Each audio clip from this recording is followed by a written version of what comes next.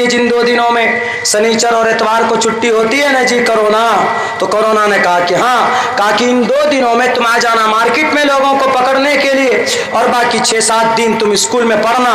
तो इसीलिए साउथ के और महाराष्ट्र के गवर्नमेंट ने कहा कि देखो लोगों, कोरोना छुट्टी होती है 2 दिन, शनिचर इतवार को, इसीलिए शनिचर इतवार को लॉकडाउन लगेगा। उस दिन तुम लोग मत जाना, चूंकि कोरोना की स्कूल से छुट्टी हो जाती है। बाकी 5 दिन कोरोना अपने स्कूल में रहता है, तो उस दिन लॉकडाउन नहीं है। वरना क्या मतलब भाई, शनिचर इतवार को कोरोना इतना अक्लमंद हो गया।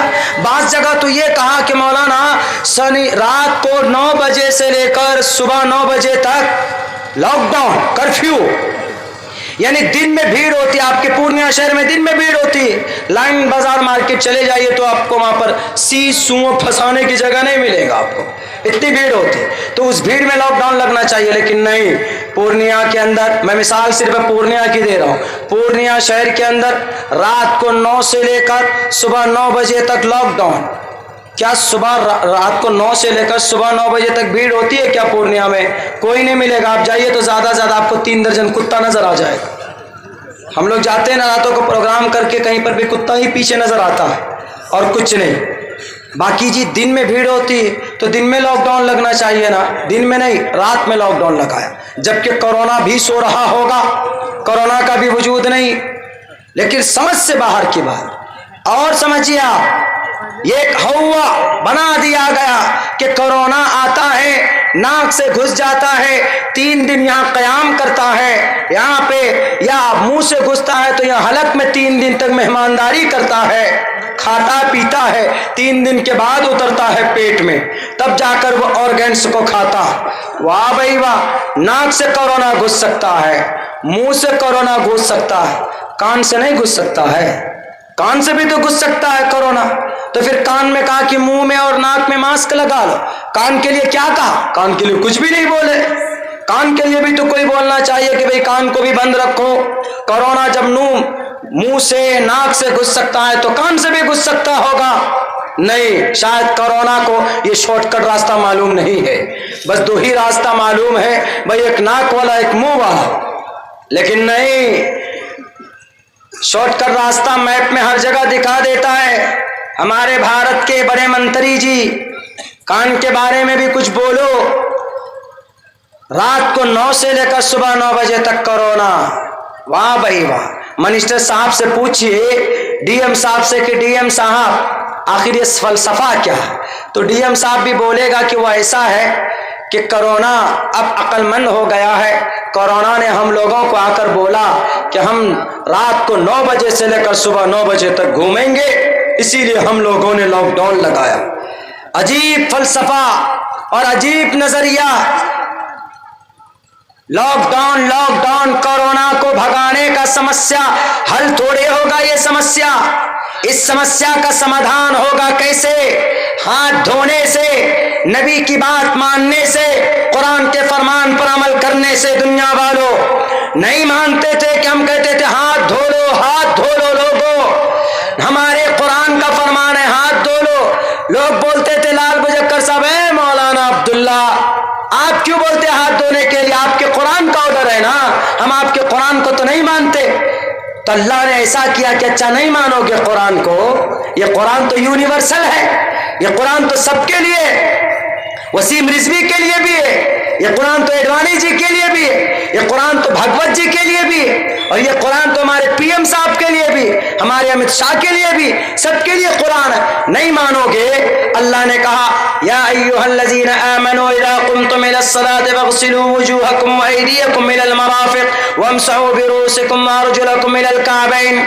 अपने हाथों को धो, व अयदियकुम, अपने हाथों को धो। जब हमने बात की तकरीर में लोगों को समझाया तो हमारे उदित अब बोले नरसिम्हानंद सरस्वती जी, मौलाना हमें तो दुश्मन इसी बात से है ना कि आपके कुरान को हम नहीं मानते, हम नहीं मानेंगे, क्यों हाथ धोएंगे? अल्लाह ने कहा अच्छा नहीं धोगे तो कोरोना को भेजता हूँ। अब कोरोना आया चाइना से, तो अब जल्दी जल्दी वो लोग हाथ ही नहीं, बल्कि आप किससे साबुन से दिन में 10 मरतबा हाथ धोने लगे कि भाई कहीं कोरोना ना पकड़ ले। लोग नहीं मानते थे मेरे कहने से, तो अल्लाह तबारक व तआला ने कोरोना के जरिए से कुरान के ऑर्डर पर अमल करवा दिया। میرے بھائیوں میرے ساتھیوں، بیوقوف لوگوں کا یہ زمانہ ہے، پڑھے لکھے لوگوں کا زمانہ نہیں، بیوقوف ان پڑھ گوار لوگوں کا زمانہ ہے۔ ان ان پڑھ گوار اور بیوقوف لوگوں کی غلط نیتی کا مقابلہ کرنے کے لیے اپنے قرآن پر، اپنی شریعت پر جو ایلیگیشنز لگتے ہیں ان کو سمجھانے کے لیے education is to prepare and to qualify. The primary aim of education is to qualify and for the participation in the development cultural society, in the development cultural villages and cities. اگر ہم پڑھے لکھے ہوں گے تو ہم اپنی شریعت کو دو ٹوک لفظوں میں رکھ سکتے ہیں سامنے۔ مجھے قوی امید ہے کہ نرسمہانند سرسوتی جی کی ہمت نہیں ہوگی وہ دوبارہ اس طرح کی اناپ شناپ باتیں بکے۔ انہوں نے کیا کہا کہ ہم پورے دنیا کے بڑے بڑے دھارمک لوگوں کو ایک کانفرنس کریں گے دلی میں یا فلاں فلاں جگہ، اور وہاں پر بیٹھ کر اس قرآن کے جہاد کے خلاف، قرآن کریم کی آیت کے خلاف، محمد الرسول اللہ کے پیغام کے خلاف ہم لوگوں میں ایک اگر لائیں گے، ایک تبدیلی لائیں گے، ایک انقلاب پیدا کریں گے۔ ہم نرسمہانند سرسوتی جی سے کہنا چاہتے کہ نرسمہانند جی اپنے چیلوں کو بھی بتا دو، اپنے گروؤں کو بھی بتا دو، اپنے ڈپلیکیٹ خداؤں کو بھی بتا دو کہ تم پوری دنیا کی طاقت جمع کر لو۔ وَإِن كُنتُمْ فِي رَيْبٍ مِّمَّا نَزَّلْنَا عَلَىٰ عَبْدِنَا فَأْتُوا بِسُورَةٍ مِّن مِّثْلِهِ۔ تم سے پہلے بھی بہت سارے لوگوں نے قرآن کریم پر اعتراض کیا، اور اگر ان کو شک تھا تو اللہ نے اوپن چیلنج کیا ایسی مانسکتا رکھنے والے لوگوں کو کہ فَأْتُوا بِسُورَةٍ مِّن مِّثْلِهِ، لاؤ ایک دو آیت، لاؤ ایک دو لائن بنا کر اس جیسا قرآن۔ اگر تم کو اس پر اعتماد نہ ہو، اگر تم کو اس پر اعتراض ہو یا ایلیگیشن لگانا چاہتے ہو تو اس سے پہلے تم ایک لائن لے آؤ بیٹے، ایک لائن نہیں آدھی لائن لے آؤ، ایک جیسی چھوٹی صورت بنا کر لے آؤ، ہم دیکھ لیں گے۔ لیکن قرآن نے آگے چیلنج کیا وَلَن تَفْعَلُوا، کہ تم قیامت تک اس جیسا قرآن نہیں لا سکتے۔ کیوں؟ یہ قرآن محمد الرسول اللہ نے اپنی طرف سے نہیں لکھا، یہ قرآن نے صحابہ کرام نے اپنی طرف سے، انہوں نے کیا الزام لگایا کہ تینوں جو خلفاء تھے، چار جو خلفاء تھے، ان میں سے ابو بکر، عمر اور عثمان، ان تینوں نے جہاد کی آیت کو اس میں ایڈ کیا۔ کس میں؟ قرآن کریم کے داخل کیا الگ سے۔ ارے پاگل آدمی، کتنی اناپ شناپ باتیں بول رہا، کون جواب دے گا ان کو؟ بھائیو ہمیں اور آپ کو ہی نہ جواب دینا پڑے گا۔ اگر ہم بیٹھے رہیں گے، ہمارے نوجوان فری فائر میں گیم کھیلتے رہیں گے، فری فائر بہت آج کل پاپولر ہو رہا ہے جوانوں، آپ کی جوانی پر لعنت ہے اگر آپ کی شریعت پر اعتراض ہو اور آپ خاموش بیٹھے رہے، آپ کوئی جواب نہ دے پائیں، آپ کو وہی راستہ اپنانا ہوگا۔ اگر وہ سوشل میڈیا کے ذریعے سے آپ کے قرآن پر اعتراض کرتا ہے تو آپ فری فائر گیم کو چھوڑو، اپنے اسلام کو جانو، اپنی شریعت کو پہچانو اور اسی پلیٹ فارم سے اس کو جواب دو کہ نرسمہانند سرسوتی جی، تم نے جو یہ بات کہی کہ محمد کے ماننے والوں نے، خلفاء نے، ابو بکر، عمر نے، عثمان نے، چاروں خلفاء کا نام نہیں لیا بلکہ تین کا نام لیا۔ کیا کہا کہ ان تینوں نے الگ سے محمد الرسول اللہ کے بعد قرآن کریم کے اندر آیت جہاد کو اپنی طرف سے ایڈ کر دیا۔ اس میں کیا یہ بات اس کی صحیح ہے؟ بالکل صحیح نہیں۔ آپ کیسے جواب دو گے ان کا؟ آپ قرآن سے جواب دو گے تو وہ تو ہے ہی ان پر گوبر بھرا ہوا اس کے دماغ میں، وہ تو آپ کے قرآن کو نہیں مانتا نا۔ پھر ہم کہیں گے اس کو، آپ کو وہ جس گرنتھ کو پڑھتا ہے، وہ جس گرنتھ کا ویکھیا کرتا ہے، وہ جس کا ایکسپلینیشن کرتا ہے، ہم اسی کی گرنتھ سے اس کو جواب دیں گے کہ نرسمہانند سرسوتی جی اٹھاؤ تم اپنے گرنتھ کو، دیکھو وہاں پر کہا گیا کہ محمد الرسول اللہ نے اپنی طرف سے کوئی بھی بات قرآن میں نہیں داخل کی۔ کیا کہا اللہ نے؟ وما ينطق عن الهوى ان هو الا وحی یوحى۔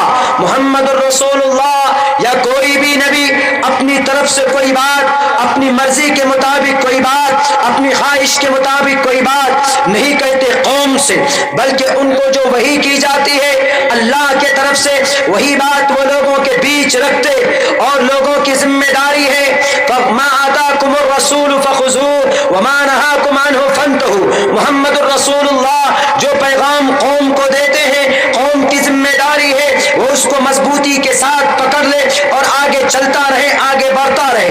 لیکن یہ بات بالکل مسلم ہے کہ محمد اپنی طرف سے کوئی بات نہیں کہتے، وَمَا يَنْتِقُ عَنِ الْهَوَىٰ إِنْ هُوَ إِلَّا وَحْيٌ يُوحَىٰ، اپنی طرف سے کوئی ایکسپلین نہیں، but Allah sent down to earth to teach the people what is wrong, what is right, and no one explain about that۔ کوئی بھی آدمی یہ غلط بیانی نہیں کر سکتا۔ قرآن کریم کی یہ آیت تھی، اس میں پیغام تھا کہ نبی جب اپنی طرف سے کوئی بات لوگوں کو نہیں کہتے تو کیسے صحابہ کرام اپنی طرف سے قرآن میں بڑھوتری کر سکتے ہیں؟ جب نبی کو اجازت نہیں ہے، جب محمد الرسول اللہ کو الاؤ نہیں ہے کہ تم قرآن کریم کے اندر کوئی بات اپنی طرف سے تم ایڈ کر دو، ایک نقطہ زیر و زبر کے اندر تم تبدیلی کرو، تو ان کے خلفاء، ان کے ماننے والے جو بعد میں تھے، جو صحابی تھے، جو نبی نہیں تھے، ان کو کیسے یہ اتھارٹی دی جا سکتی ہے؟ اٹھاؤ نرسمانم سرسوتی جی، احمے وسوئی میرم بدامی جشتم دبا بھر مانو شبیم کامیتت مگرنم کرنمتم برہمانم تمرشدم سمیدھام۔ منشیہ دیو گن اپنی طرف سے کوئی بات نہیں کہتا، بلکہ جو سندیش جس کا منن کرتے ہیں لوگوں کو، وہ سندیش میرے ذریعے بھیجا جاتا ہے۔ نرسمہانند جی کون کہہ رہا؟ ایشور کہہ رہے ہیں، پرماتما کہہ رہے ہیں۔ میرے بھارت کے، میرے مسلم نوجوانوں اور میرے ہندو بھائیوں، آج کمی اسی بات کی ہے کہ آج ہم نے اپنے شاستروں کو پڑھنا چھوڑ دی۔ مسلمان نوجوان نے اپنے قرآن کریم سے رشتہ توڑ لیا، آج وہ ہمارے نوجوان بے راہ ہو چکے۔ اسی لیے میں نوجوانوں، میری عمر بھی آپ ہی کی عمر کے مطابق، I am 32 years old completely, and 3 March I become completed 33 years old۔ 3 March کو 32 سال میرے پورے ہوئے، اور 3 مارچ سے ہمارے 33واں سال شروع ہو چکا۔ ہماری عمر میرے خیال سے آپ میں سے بہت سے نوجوانوں سے کم ہے، لیکن اتنا ایک پیغام آپ کو دے رہا ہوں کہ آپ کے لیے ضروری ہے تعلیم اور ایجوکیشن۔ آپ تعلیم کوئی سی بھی تعلیم لے سکتے، میری مشورہ، میری رائے یہ ہے کہ آپ پہلے نمبر پر اپنی دین کی تعلیم لیں، اپنے عقیدے کی تعلیم لیں، اپنے قرآن کی تعلیم لیں۔ After that you have to educate the modern education and academic qualification. اس کے بعد آپ لائر بنیں، اس کے بعد آپ سول سروسز میں جائیں، اس کے بعد آپ ڈاکٹریٹ کریں، اس کے بعد آپ کوئی سے بھی فیلڈ چوز کر سکتے۔ آپ کریں گے تو انشاءاللہ یہ ایسے جو برساتی مینڈک آتے ہیں ڈگڈگی بجانے کے لیے، کبھی کبھی اپنا کیا کرنے کے لیے، اپنی پاپولرٹی حاصل کرنے کے، جس کو بھی پاپولرٹی حاصل کرنا ہو وہ بس اناپ شناپ محمد رسول اللہ کی ذات پر قرآن پر کر لیتے اور فیمس ہو جاتے۔ ان لوگوں کے کہنے سے، بولنے سے یہ تو طے ہے کہ ہمارے قرآن بدنام نہیں ہو سکتا، ہماری شریعت بدنام نہیں ہو سکتی، لیکن جواب دینا ضروری ہے ان لوگوں کو۔ اس لیے ضروری ہے کہ چونکہ یہ مشن چلاتے ہیں، یہ تحریک چلاتے ہیں، تو ہمیں اگر نالج ہوگا تو ہم کہیں پر بھی کھڑے ہو کر ان کا جواب دے سکتے ہیں منہ توڑ۔ Therefore, you have to educate your child and your generation۔ اگر آپ کا بچہ جاہل ہوگا تو کملیش کے طرح 20 سال کی زندگی اس کی دفن ہو سکتی ہے جیل کے اندر۔ اگر آپ کا بچہ پڑھا لکھا ہوگا تو آپ کرپٹ لوگوں کے سامنے میں اپنی بات رکھ سکتے ہیں۔ آپ میں سے کتنے نوجوانوں کو معلوم ہے، ہمارے کتنے نوجوانوں کو بھارت کا سب سے پہلے مسلم امپیرر کون؟ میری تقریر جس نے سنی ہوگی اس کو پتا ہوگا، باقی نہیں۔ بھارت کا سب سے پہلا مسلم بادشاہ کون؟ بہت سارے لوگوں کو معلوم نہیں ہوگا۔ ہمارے بھارت میں 700 سال رہے نا، 700 سے لے کے 800 سال تک ہم رہے، یعنی ہماری مسلم امپیرر کی حکومت تھی، مسلم حاکموں کی، مسلم بادشاہ کی۔ لیکن ہمیں پتا ہے کہ بھارت کے اندر سب سے پہلا مسلمان بادشاہ کون؟ اور سب سے پہلے بابر بول رہے ہمارے بھائی صاحب، بابر کا تو بہت بعد میں زمانہ ہے بھائی صاحب، 1526 میں بابر آئے، 1190 سے ہی مسلم امپیرر آ گئے تھے۔ سب سے پہلا مسلم امپیرر کا نام کیا؟ سب سے پہلے مسلم کمانڈر ان چیف کون تھے جس نے بھارت میں حملہ کیا تھا؟ اس وقت کے راجہ طاہر کے خلاف۔ یہ سب چیز آج ہمیں معلوم نہیں۔ اگر کل جا کر کوئی اعتراض کرے کہ بھائی ایسا ہے کہ بھارت کے اندر جن مسلمان جو آئے ہمارے شیرشاہ آبادی کے برادری آپ کے اوپر تلوار لٹکانے کی کوشش کر رہے ہیں، ہمارے جتنے بھی شیرشاہ آبادی برادری کے لوگ ہیں، پتہ کیا الزام لگایا ہے ابھی کچھ دنوں پہلے کہ یہ سارے لوگ ریفیوجی ہیں۔ ریفیوجی مطلب اینڈ دے کیم فرام بنگلہ دیش، آپ لوگ بنگلہ دیشی ہیں جو شیرشاہ آبادی کے لوگ ہیں۔ بتائیے کتنا بڑا الزام ہے آپ پہ۔ کیا کہہ رہے ہیں کہ یہ لوگ بنگلہ دیش سے آئے، یعنی ان لوگوں کو NRC کے ذریعے سے چھانٹ کر پھر دوبارہ سے بنگلہ دیش میں بھیجا جائے۔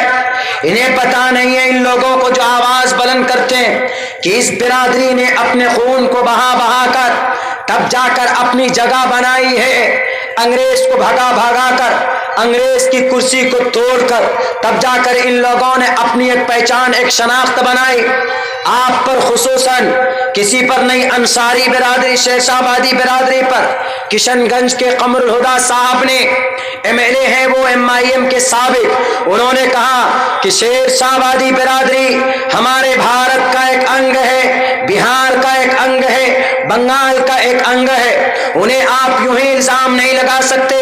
تو اگر آپ کو اتہاس معلوم ہوگی، تاریخ معلوم ہوگی، تب نہ آپ جواب دے پاؤ گے نوجوانوں، تب نہ آپ کہہ پاؤ گے، ان کی آنکھوں میں آنکھیں ڈال کر بات کر پاؤ گے۔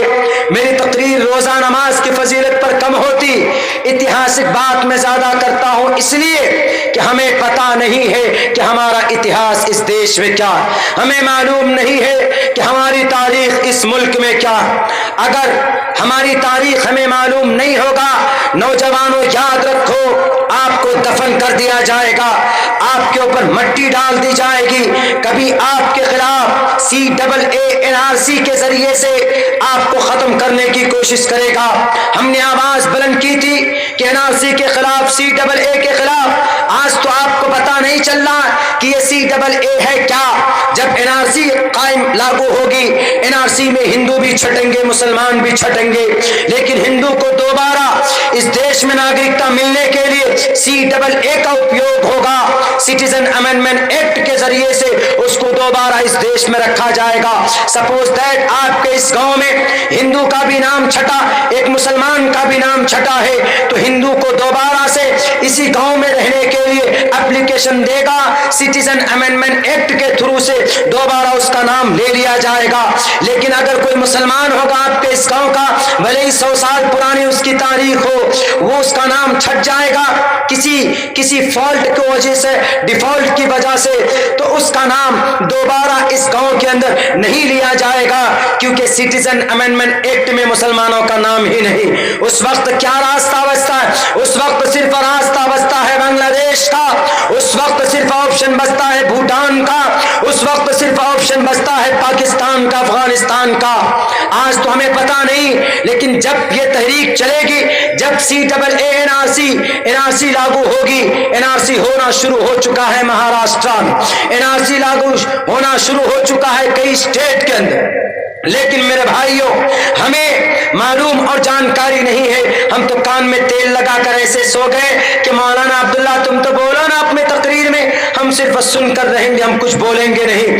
جب تک ہمارے نوجوان تعلیم یافتہ نہیں ہوں گے، جب تک ہمارے بچے DM نہیں بنیں گے، جب تک ہمارے بچے SDM نہیں بنیں گے، جب تک ہمارے بچے SP نہیں بنیں گے، جب تک ہمارے بچے DSP نہیں بنیں گے، جب تک ہمارے بچے SHO نہیں بنیں گے، ہمارے بچے ہیڈ آفیسر نہیں بنیں گے، ہمارے بچے IAS کلکٹر نہیں بنیں گے، تو میرے بھائیوں پھر ہماری ترجمانی کون کرے گا؟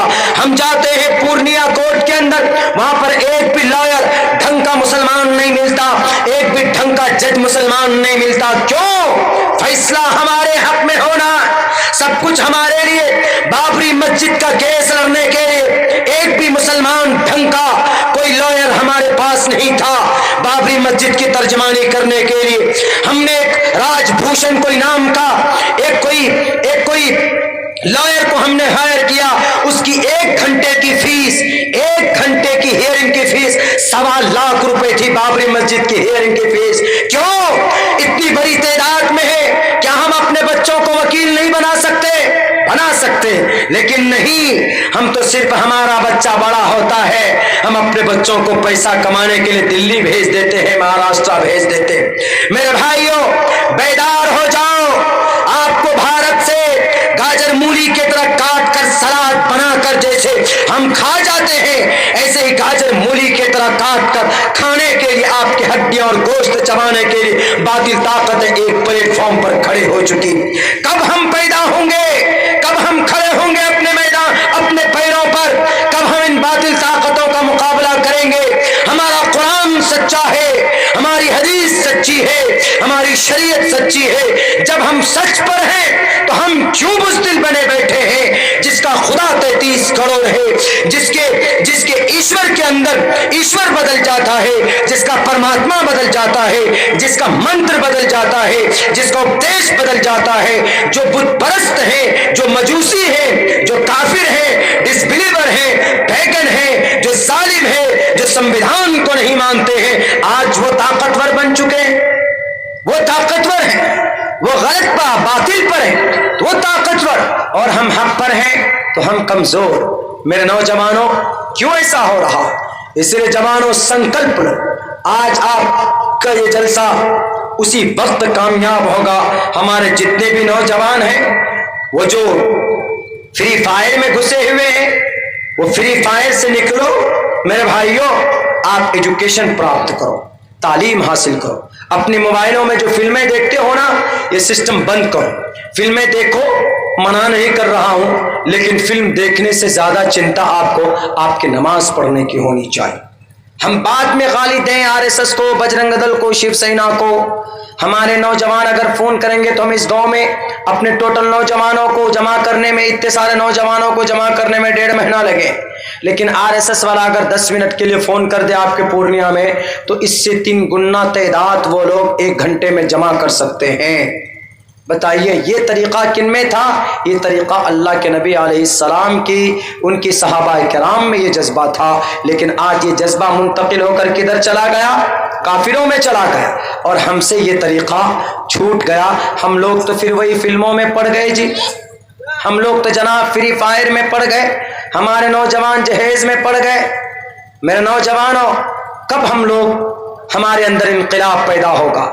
आपसे आखिर के अंदर हमने आपसे एक सवाल किया था ना कि हमारे भारत के अंदर सबसे पहला मुस्लिम इंपेरर कौन है? मैं उस सवाल का जवाब आप लोगों को दूंगा, उसके बाद मैं अपनी बात पूरी करूं। लेकिन उससे पहले हम आप लोगों से एक वादा कराना चाहते हैं। आप शादी करते हैं, बहुत अच्छी बात, लेकिन खुदारा अपने इस्लाम को, अपनी शरीयत को बदनाम मत करो। यही नरसिम्हानंद सरस्वती जी बोले कि देखो, अगर इस्लाम अच्छा होता तो आयशा ने क्यों हत्या की? अगर इस्लाम सही होता तो बहन कुलनास की क्यों हत्या हुई? अगर इस्लाम सही होता तो साबिरीन की क्यों हत्या हुई?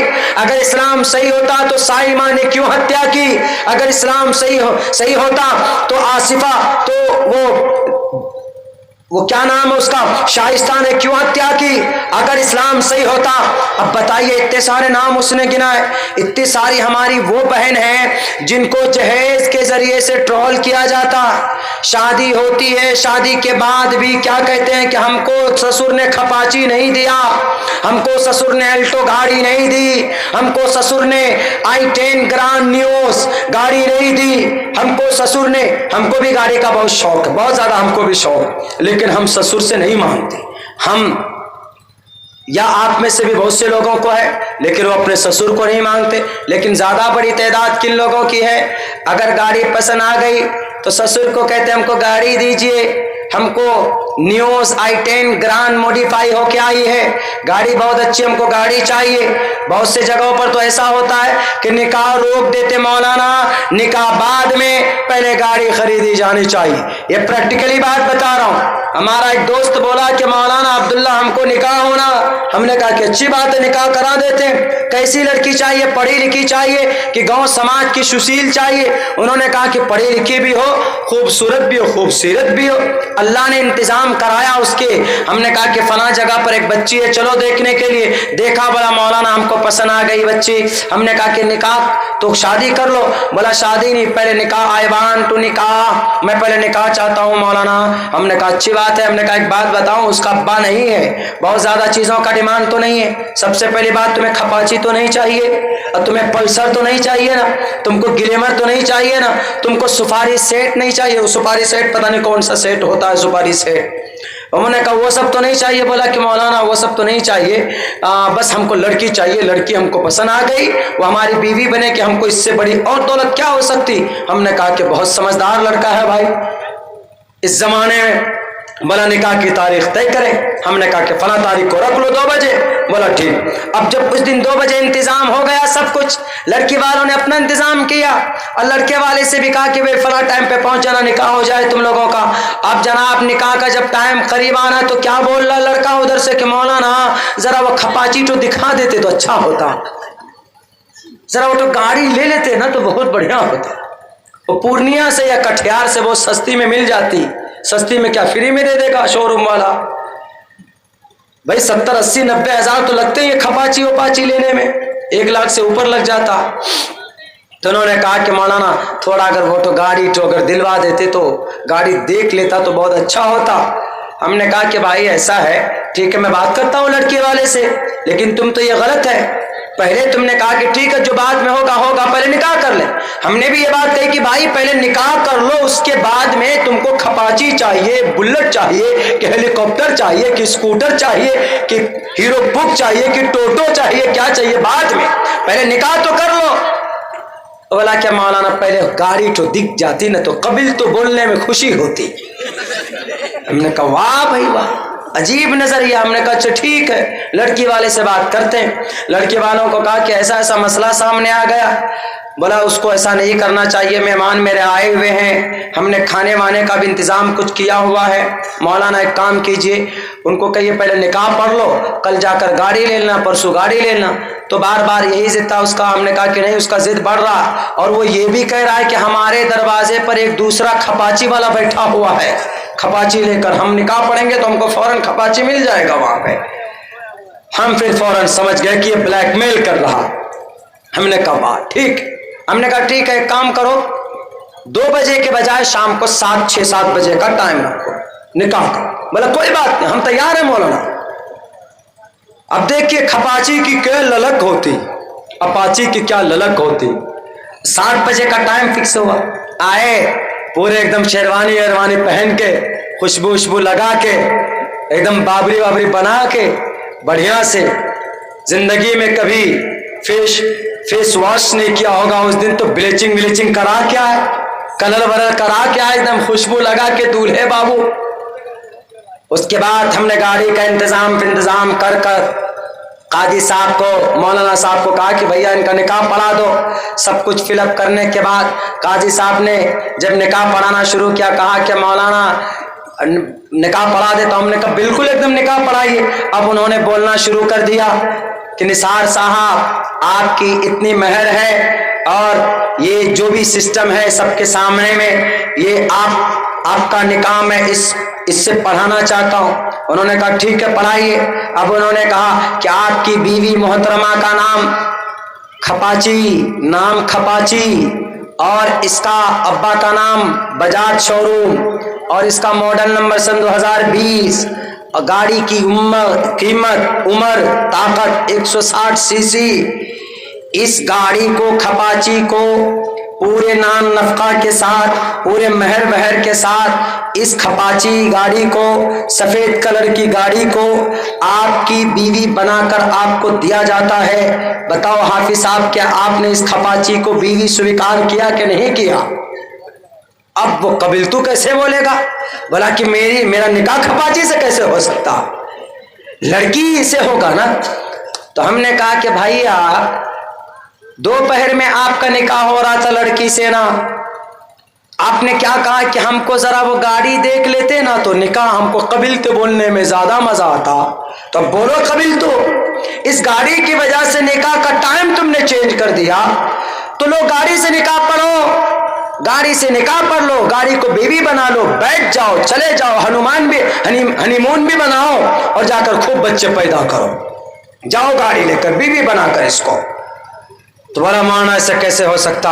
ہم نے کہا بھائی تم سے کہا کہ نکاح پڑھ لو، بعد میں گاڑی کا انتظام ہوگا، لیکن تم نے گاڑی کی وجہ سے نکاح کا ٹائم تم نے فکس چینج کر دیا، تو اس کا مطلب ہے کہ بیوی کی کوئی اہمیت نہیں، گاڑی کی اہمیت ہے، تو لو کھپاچی گاڑی لے کر جاؤ تم۔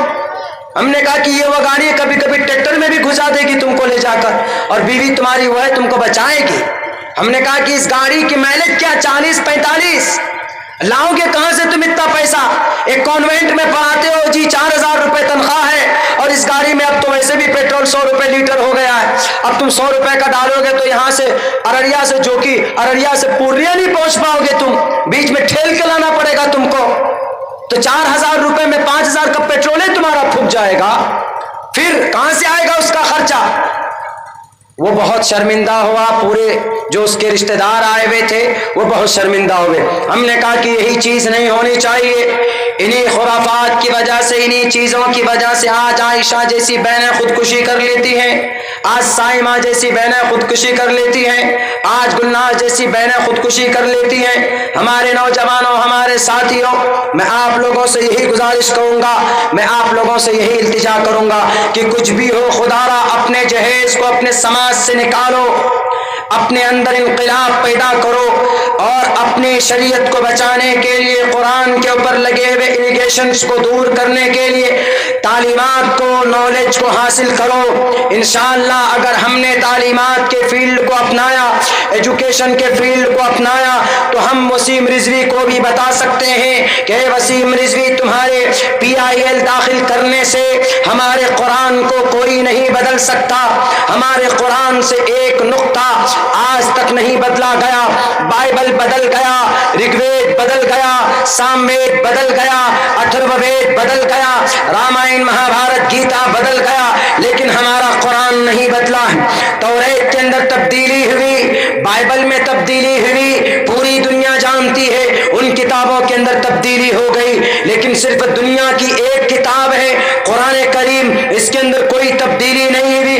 کیوں؟ ذرا اندازہ لگایا، وسیم رضوی کے ڈپلیکیٹ خدا نہیں لگایا اندازہ تو لگاؤ، کیا کہا؟ نکیرس پربننتی وردانی ادب دھانی ورونس وردانی، ایشور کے سمویدھان، ایشور کے قانون، پرماتما کے اپدیش، پرماتما کے بانی کبھی نہیں بدل دے۔ یہی بات قرآن میں کہی گئی، لا تبدیل لکلمات اللہ، اللہ کے فیصلے نہیں بدلتے، ولن تجد لسنت اللہ تبدیلا، اللہ تبارک و تعالیٰ کا نظام قانون بھی کوئی مائع کلام نہیں بدل سکتا۔ ہمارے اندر جانکاری ہوگی تو ہم وسیم رضوی جیسے بے ضمیر لوگوں کو، ایمان فروشوں کو، ہم ان کو یاد دلا سکتے ہیں کہ وسیم رضوی تم نے غلط بیانی کی، تم نے غلط قدم اٹھایا، ہم جبھی بتا پائیں گے میرے بھائیو جب ہمارے اندر جانکاری ہوگی۔ ہمارے مسجد مدرسوں پر اگر کوئی الغار کرے گا، ہماری ٹوپی داڑھی پر کوئی الغار کرے گا، تو ہم اسی وقت جواب دے پائیں گے جب ہمارے بیچ ہمارے قرآن کی، ہمارے شریعت کی جانکاری ہمیں ہوگی۔ آپ RSS کے نوجوانوں سے پوچھو، ان کو ان کا لکش معلوم ہے، آپ BHP کے نوجوانوں سے پوچھو، ان کا سنکلپ موجود معلوم ہے، لیکن اگر نہیں معلوم ان کا ٹارگیٹ، ہمارے مسلم نوجوانوں کو ان کا ٹارگیٹ معلوم نہیں ہے۔ میرے نوجوانوں، میرے مسلم بھائیوں، فری فائر گیم سے نکلو، موبائل کی دنیا سے نکلو، واٹس ایپ کی دنیا سے نکلو۔ خدا کی قسم، دنیا کی سب سے بہترین قانون، نظام شریعت اللہ نے آپ کو دیا ہے۔ دنیا کے مذہب کی تعریف ان کے گرو کرتے ہیں، لیکن اسلام کی تعریف اللہ تبارک و تعالیٰ نے خود سے کی ہے۔ ان الدین عند اللہ الاسلام، اللہ جس مذہب کی تعریف کرے اس تعریف کو کوئی اس کی برائی نہیں کر سکتا۔ ہاں، وقتی طور پر کچھ साथी मेंढक टुकटुकी बजाने के लिए आएंगे, झूठ बोलने वाले झूठ बोलेंगे, लेकिन उनका दिफा करने के लिए हमें और आपको खड़ा होना होगा। अगर हम इसी तरीके से खामोश रहे तो आप पर इल्जाम लगते हैं, तो आप क्या जवाब दोगे? जैसे हमारे भाई साहब ने अभी बोला कि भारत के अंदर मुस्लिम सबसे पहला इंपेरर कौन था? बाबर बादशाह था। नहीं मेरे भाई, बाबर बादशाह मुल्क हिंदुस्तान का सबसे पहला मुस्लिम इंपेरर नहीं था। सबसे पहला मुस्लिम इंपेरर का नाम, मुस्लिम बादशाह का नाम भारत के अंदर आपको भी पता होना चाहिए, और हमारे नरसिम्हानंद सरस्वती जी को भी मालूम होना चाहिए, और हमारे उत्तर प्रदेश के हमारे लाल भुजक्कर को भी मालूम होना चाहिए। क्या था सबसे पहला मुस्लिम इंपेरर कौन था? 1191 और 90 ईस्वी में भारत के अंदर पृथ्वीराज चौहान का मुकाबला करके कुर्सी गद्दी पर बैठने वाला सबसे पहला मुस्लिम बादशाह का नाम शहाबुद्दीन गौरी है। उससे पहले मोहम्मद बिन कासिम थे, उससे पहले महमूद गजनवी थे, लेकिन उन्होंने हुकूमत कायम नहीं की थी। उन्होंने बाज़ाब्ता तौर पर सिर्फ हमला किया था, लेकिन कुर्सी पर नहीं बैठे थे। उन्होंने यहाँ पर किसी को हुक्मरान नहीं बनाया था।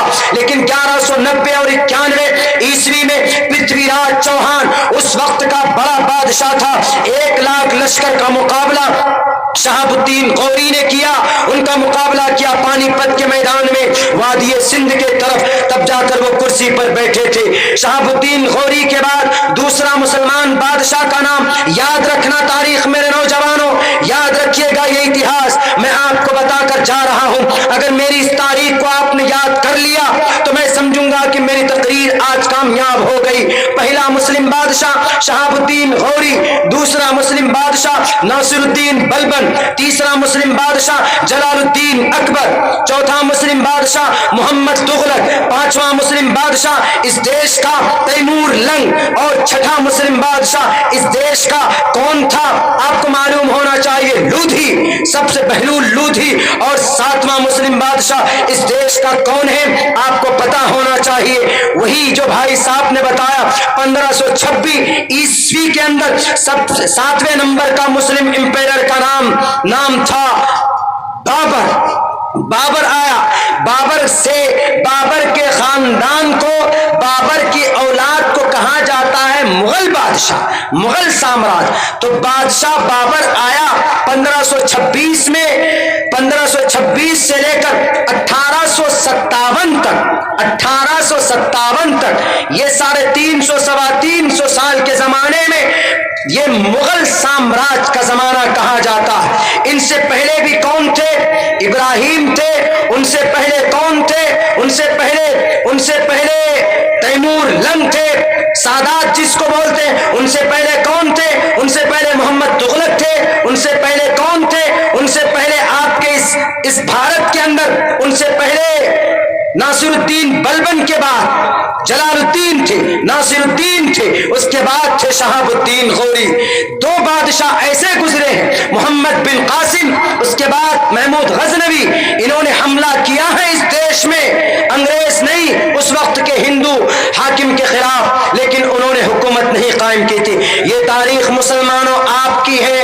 लेकिन एक बात यहाँ पर आपको बता देते हैं, ये जो बोलते हैं ना नरसिम्हानंद सरस्वती जी कि मुसलमान बादशाह ने आया, जिहाद कर कर इस्लाम का परचम लहराया, आप उनको बता दो कि इन 750-800 साल के मुस्लिम इंपेरर का जो जमाना है, शहाबुद्दीन गौरी से लेकर मुगल का आखिरी बादशाह कौन?